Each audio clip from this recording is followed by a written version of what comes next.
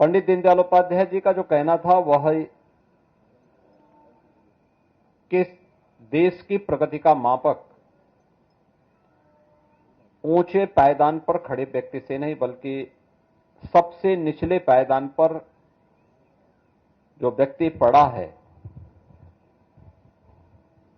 उसके चेहरे की खुशहाली से की जानी चाहिए। उनकी सोच अंत्योदय की सोच थी। अंतिम पायदान पर खड़े हुए व्यक्ति के बारे में हमारी सोच क्या है, उस सोच को प्रदर्शित करने के लिए ही उन्होंने देश के स्वतंत्र भारत में एक नए जीवन दर्शन को, विचार प्रवाह को उन्होंने उस समय दिया था। और परिणाम क्या हुआ, भले ही उस समय की सरकारों ने उसकी उपेक्षा की हो, लेकिन आज आप देख रहे होंगे कि उस समय की वे सरकारें गरीबी हटाओ के बड़े बड़े नारे देती थी, लेकिन गरीबी तो नहीं हट पाई। देश में गरीबों की संख्या बढ़ती गई।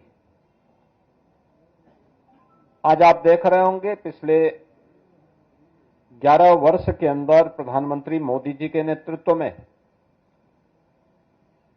मोदी जी ने 2014 में जो बातें देश के नागरिकों से कही,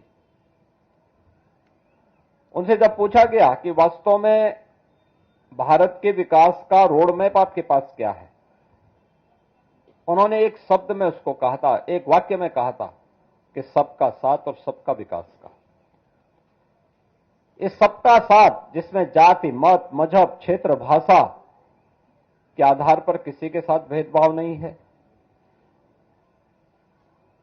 देश के अंदर अमीरी और गरीबी की रेखा को समाप्त करते हुए सबको हम एक साथ लेकर के चलेंगे, इस भाव को लेकर के उन्होंने एक नारा दिया।